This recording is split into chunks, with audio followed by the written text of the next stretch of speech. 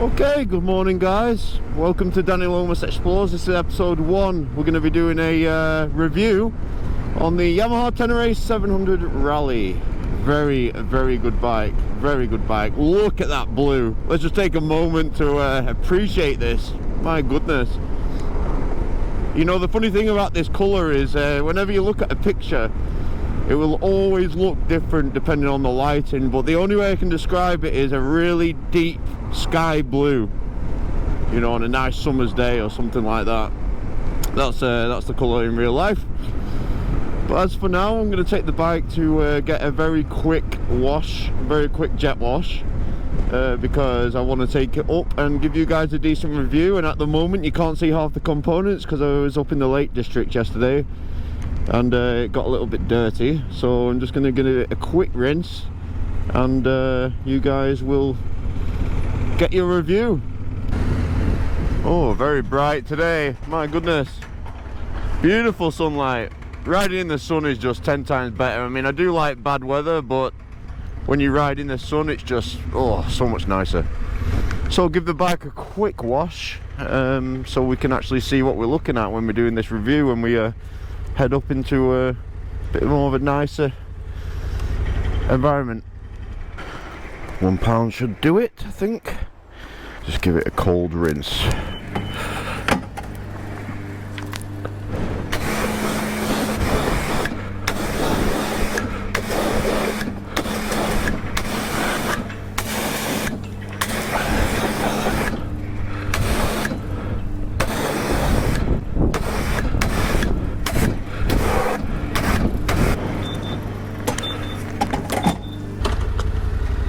Alright, let's get moving. So nice and clean bike now. I'll actually be able to see what we're looking at. So I'll tell you what, I'll take a right here and we'll head up into Beacon Fell, which is a small National Trust protected area in Lancashire, just outside of Preston. One of my favourite places, full of pine trees. Nice place for families to take their kids out for the day and walk the dogs. And look at it, beautiful day. Look at that blue, how nice it looks. So, I got this bike a week ago, and at the moment we've done 467 miles. I took this out of the shop obviously at 0, bought it new. Come on guys, what are you blocking me off for? Have to go round you.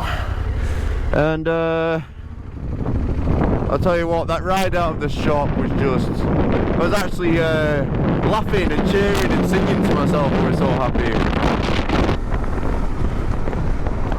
So hopefully the microphone is a new setup on this camera, so I'm hoping the audio is going to be alright, going to be good enough. Try and get around this this learner driver. Always seem to get behind a learner driver when you're doing something on purpose, don't you?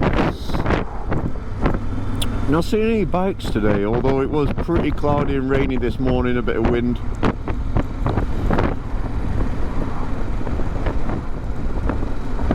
So now we're just pushed through Broughton, just on the outskirts of Preston, and we're going to be pushing out into the countryside in a couple of 100 metres. We're going to actually be pushing off the main road onto us on a country lane, which will take us up to Beacon Fell. Very nice. From this point onwards there shouldn't be too much traffic, which is nice. I can stretch your legs a little bit.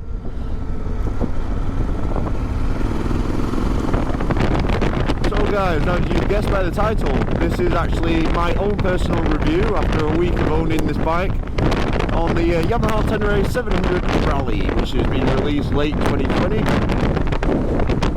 here in England. I'm pretty certain America hasn't got these yet, due to the fact they've only just got the earlier 2020 model. I was actually quite lucky. The story with this bike, I work overseas on ships and as a security contractor, and I actually saw the previous 2020 Yamaha Tenere 700s, the standard model. They come in 3 colours, the white and red, the black and blue. And I decided, yeah, you know what, I need this bike, I need it. and I didn't have the communications, didn't have any Wi-Fi where I was at the time, so I couldn't buy it because I know I would have if I had the means. And I'm glad I didn't, because when I finally got to land, I was just checking out stats on the 700, reviews, and doing all the homework I could to get a better knowledge of the bike. And I just came across this stunning blue machine. Look at her. She blows my mind. I mean, blue's my favourite colour anyway, but blows my mind when I look at her. And I seen her, and I actually wanted to get several upgrades onto the previous model. And when I seen this one, I saw that she came standard with everything that I really wanted to get put on the bike. Well, most of the things anyway. And we'll talk about that when I get off the bike and shortly. Let's just open the legs a bit. Ooh, gorgeous, gorgeous noise. Golden sheep. So as you can see here, this is actually Beacon Fell in the distance.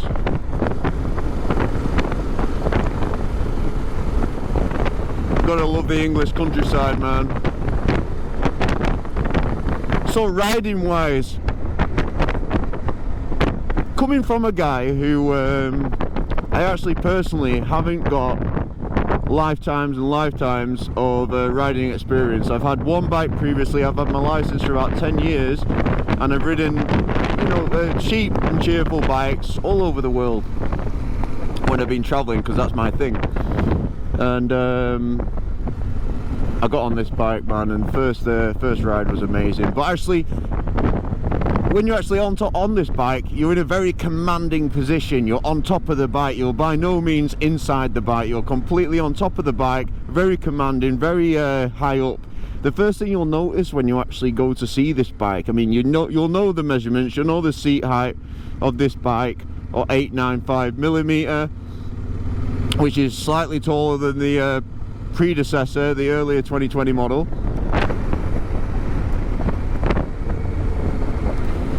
Beautiful day today. It's actually not even, it's all cold. Transitioning from standing up to sitting down, very easy going, there's no movement to the bike. It's a very easy transition. Let's just do a few left and right now. We've got an open road, standing up. Ooh, very nice, very nice. Those off-road hand grips just make it so much nicer. Sit back down.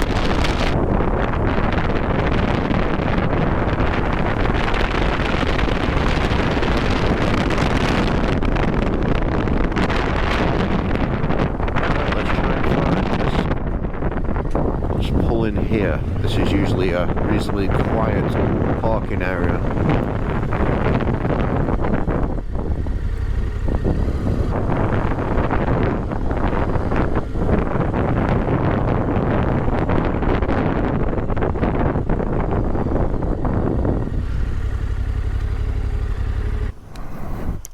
Right guys, here we are in Beacon Fell. I've just managed to find this nice little spot off one of the car parks, a bit of a runoff.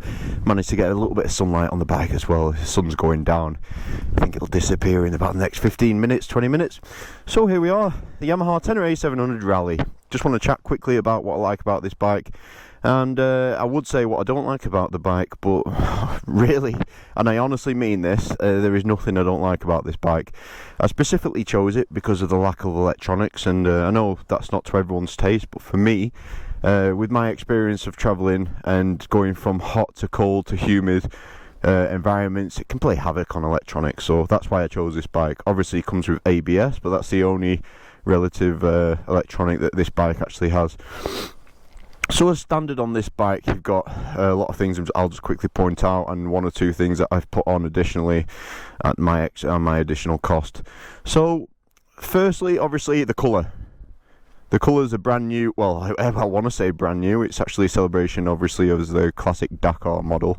But here we go. It sets it off lovely. Sky blue, retro yellow, gold rims, gorgeous, and the forks obviously gold.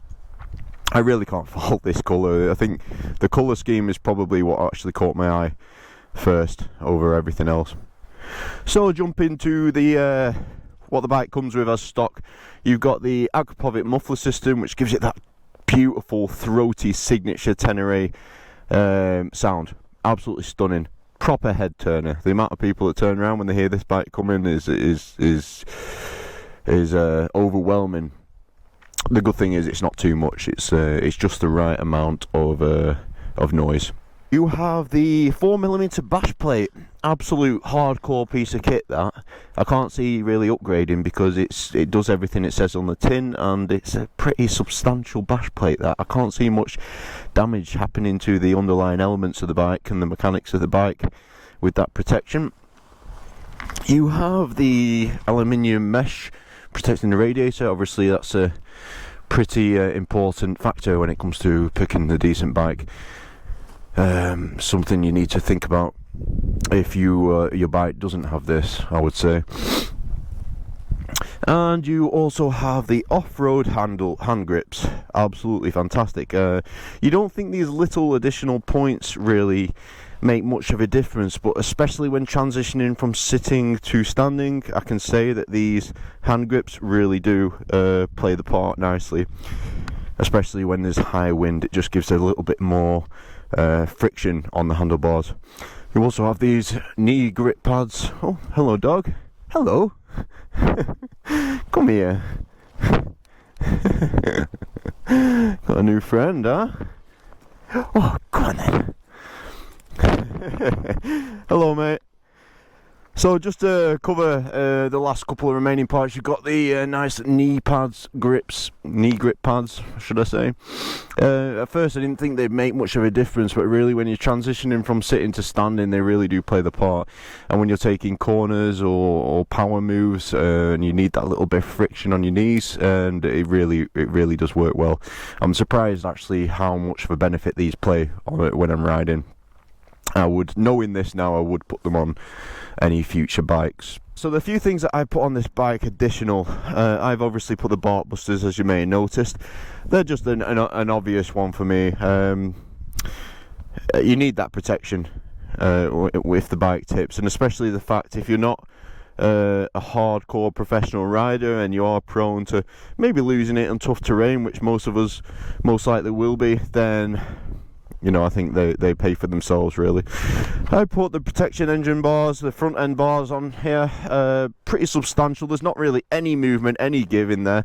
I was a little bit dubious when I seen them online and got them put on the bike before I picked them up, because obviously I hadn't seen this bike at all until I actually picked it up, having paid for it. I'd never test ridden it. I bought the bike because it was an obvious winner to me. But this unsupported sort of kink here, I wasn't sure how it would perform, but that is a super solid bar. So I think that's all you need really on the front end. I put the centre stand on here because I obviously want to be able to give it decent chain maintenance and tyre changes when I'm away all over the place. So I want to be able to access that part of my bike without throwing it on the floor flat, and it just makes your life easier, doesn't it really? And the pannier rack, I've just taken them off there. I'll quickly attach them now just to show you how easy they work.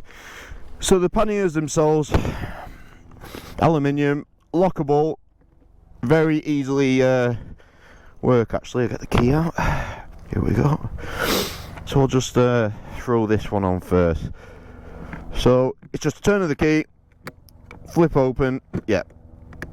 It literally just clips onto those two bolts there, and it's just you see these colours here, I don't know if your camera show, they're red now. When you put it on, they go to green. If they're not green, that's not on properly. Lock, and that is on there. Hook it on, and just throw it. You can see they're both red now, but that's because the hatch, the clip isn't. Watch, and then just give it a little nudge. But don't move off without these two being green, because that shows that it is fully locked in place. And just lock it up again. So the panniers are pretty hardcore. I went for the hard luggage because I like the aesthetically pleasing to me for a start. And a lot of people prefer soft luggage, and I can see why, because Less dangerous, of course, if you fall off your bike, and they keep a lot the weight down if you've got less stuff in there. But I like the rigid, hard containers because if it falls over, you can easily pick it up because it's obviously not flat on the ground. Two, I can actually use it as a seat if I'm camping. I can take it off and just sit on it. You know, it can act as a seat or two seats. And also with electronics and laptop and stuff like that, you want the rigid shape. You don't want anything expensive getting damaged.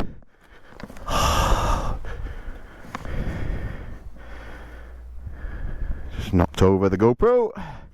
Forget it's there. I was too much in the zone. Alright, let's continue. So basically, as it comes, that's the bike in general. Now, I said I don't like electronics on my bike. I prefer to add them additionally. Here's my phone holder that I bought separate, GoPro mount. So the display itself, you've got the rev counter on the left there. You've got the fuel in the middle. You've got the odometer and your mileage here. You've got your miles per hour. And you got your clock, and up here is your gear change of when you shift. And on the actual sides, you've got your, again, whether you're in neutral, indicators, lights, and then you got your ABS on the bottom there. Let's have a look. Come on, that's on now, off-road. And I usually ride around obviously without it off. And there you go, that's pretty straightforward. That's the display itself. And then you've got your AC power here, 12 volt. If you can see on the front there, I'll just show you the lighting. There's your daytime riding. I usually keep it on the 2 beams. And then you've got your full power beams and your passing flicking beam there. And then your kill switch. Okay, so just get that off for the minute. Right, that in general, guys, is the bike itself. That is as simple as it is. It is a lovely, simple bike, and that's why I bought it. I bought it because it's just mechanically strong. It's got the good name of the Yamaha, and it's just a super robust, mid-weight adventure bike. I can't really imagine adding anything to this bike to make it any more capable than it is. It's just flawless, really. Obviously the tyres are not tubeless. That is something that arguable to a lot of people, but I prefer them like this. You know, it's everyone's opinion, isn't it? But for me, I love a good non-tubeless tyre. And but it might be something they might consider in the future. I think if for a lot of people, tubeless is the way forward, isn't it? But I think that is enough talking. I think what we'll do is we'll actually get back on the bike and ride around while we've got a little bit of daylight and see a bit of scenery.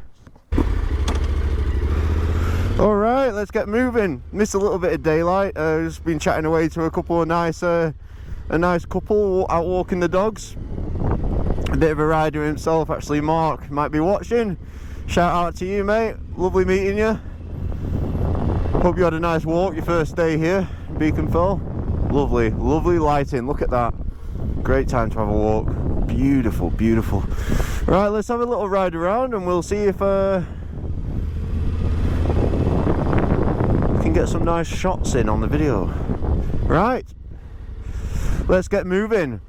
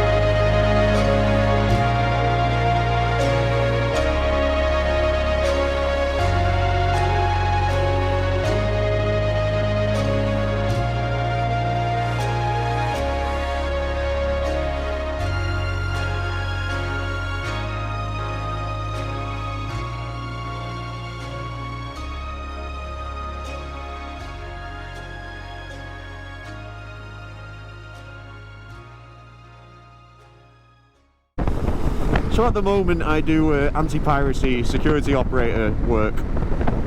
So I go onto a ship transiting the Gulf of Aden, the Southern Red Sea, Persian Gulf, Indian Ocean, Arabian Sea, East Coast of Africa, West Coast of Africa, and generally anywhere where actions and the risk of piracy hijacks are quite high. And we take licensed weapons on board. We're all ex-military. I'm a former Romance Commando. So I work as a contractor at the moment, protecting these ships and the crew and the cargo at all costs, basically. And when needed, I'll do the odd contract in Iraq or Afghanistan, again just protecting engineers that are there to rebuild the country, or politicians, or whatever the case. Right guys, so approaching the end of the first episode 1. Thanks for joining us if you made it this far.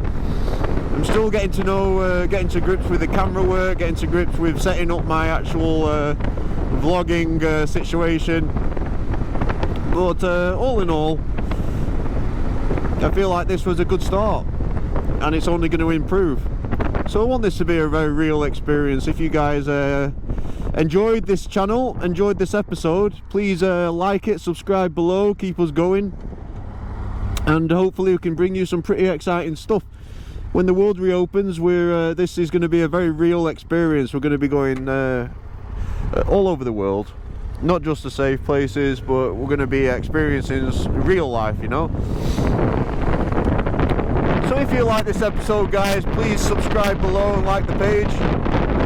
So if you like this channel, guys, and you enjoyed the first episode, please like and subscribe below. Any comments will be welcome. I'll try and get around to answering as many as possible. Thanks guys, see you in the next episode.